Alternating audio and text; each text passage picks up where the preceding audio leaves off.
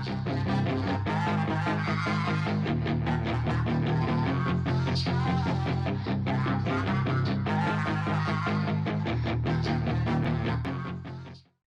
up, guys? Barry Gaming here, back with some more Idle Heroes, and today we're on the main account. We're gonna try to do a couple of things as far as artifacts go on this account. Now, I am pretty sure somewhere around here we have like a Radiant Crown.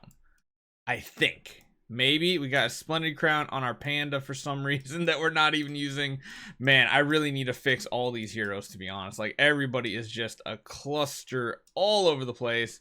We got crown, tons of crowns going around. We got, I'm sure we had one more Radiant. Maybe we didn't.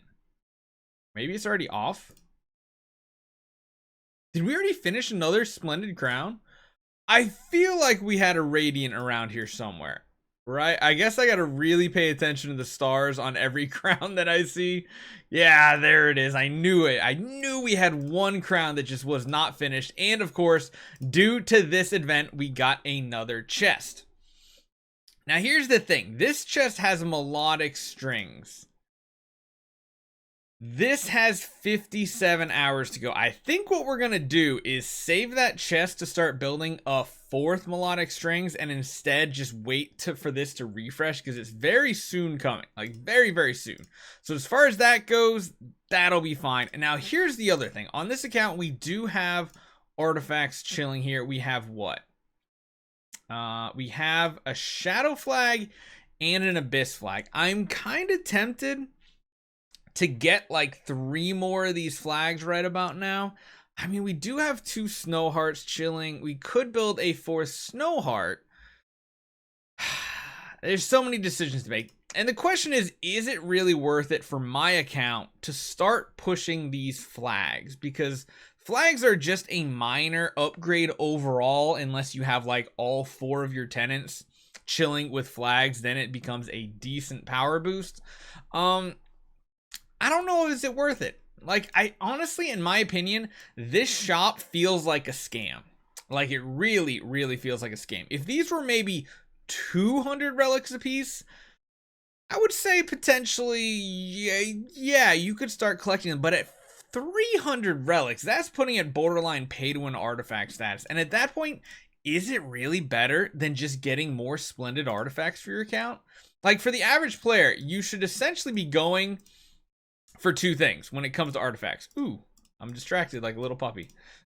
Hold on.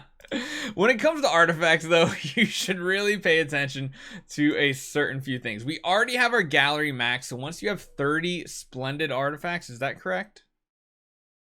Maybe not 30. We got 6, 10, 11, 12, 13, 14, 15, 16, 17, 18, 19, 20, 21, 22, 23, 24. Yeah, no, we've got 31. So I guess once you're to 30 splendid artifacts, you're done. Woohoo! Yeah, like that's an easy task. But I do think crowns are good. Like, there's 2 things you should go for on your account. Number 1 is, of course, like 3 demon bells and a Ruyi scepter. That way you can get Vortex done completely through Vanquisher. Another thing that you should then focus on, in my opinion, is crowns. And honestly, going until you have about 6 splendid crowns. Why?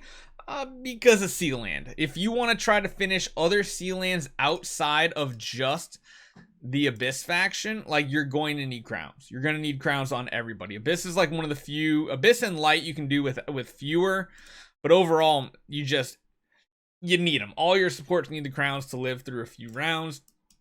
It's just needed. So that kind of leaves me to the next thing. If we already have all our star spawn pretty much maxed out, and we're to the point of actually having like a good amount of regular artifacts, couple Ruis, bunch of demon bells for feed, some A and Bs. Once you have like a good assortment, I think then it's a good time to start going for the flags on your account. But even then, you really have to focus on who you need those flags for. Now, typically, you're going to want to have it for your sword flash. Sword flash, number 1.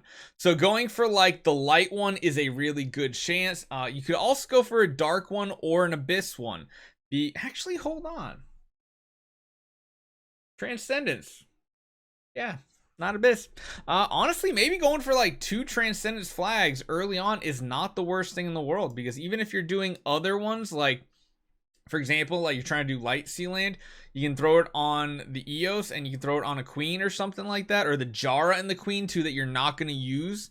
That could be a very significant power boost because Transcendence heroes already have crazy stats. So it might be potentially one of the best strategies once you finally get that core of artifacts done, which for most people is going to take a long time, is to swap over and start doing flags. Because once you get to a certain point, yeah, we can have more crowns. That's going to help things with interdimensional arena. It can help with things like Trial of Champion, Guild Wars.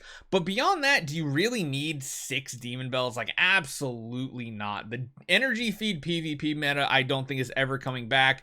Mainly because we have the Melodic Strings meta mixed with the Snowheart meta, where you're slowing the team down and completely bursting them with absolutely insane high all damage dealt. Like, it's just crazy. So I think that's kind of the main point. You can have some like support ones. I always say get one Splendid of both a Punisher and an Antlers Cane. They're just very versatile. Get some AMBs if you want them for PvP, but again, AMBs feel like they're not that necessary nowadays unless you're doing some specific things. Same with Magic Stone Swords. And then I think it's time to start building Transcendence flags, because of course you're not going to want to make ones that you're going to need for, like, for example, we'll just go back to our good old example of Sword Flash.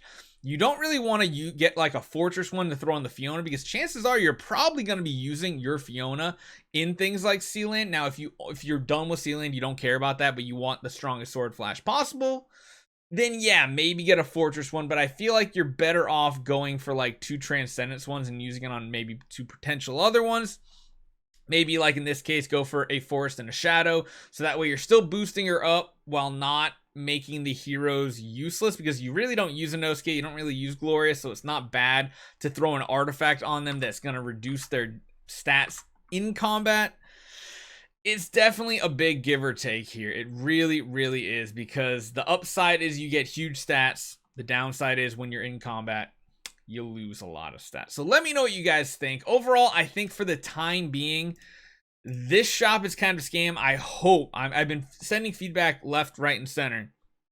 These need to be cheaper. These need to be half the price of a normal pay-to-win artifact. 300, way too much. I would not buy them unless you're a super whale that's going to buy them anyway. If and when maybe they drop down to 200, then it might be worthwhile to go for them, because then a Splendid only costs, what, 800? So the cost of like a glittery pay-to-win artifact gets you a Splendid flag.